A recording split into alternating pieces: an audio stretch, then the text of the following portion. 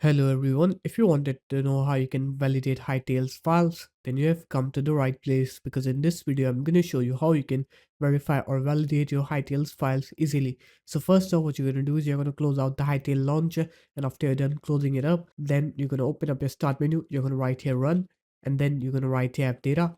After that, you're going to go into roaming, you're going to go into Hytale. So this is the default location of the game. But if your game is in a different location, you're going to go to your game's location, and then you're going to go into install, you're going to go into release, you're going to go into package, game, and then you'll have this folder called latest, or you'll have file here named assets.zip. You're just going to delete that file along with this latest folder. So just delete both of these things, and once you're done with that, now you're going to open up the Hytale launcher. And when you open up the Hytale launcher, it will ask you to re-download or validate your game's files because it can't find those files that we just deleted. And then it will re-download those files and revalidate your game. And once it does that, now you can go ahead and play Hytale. So this guys, that's how easy it was to validate your game's files on Hytale.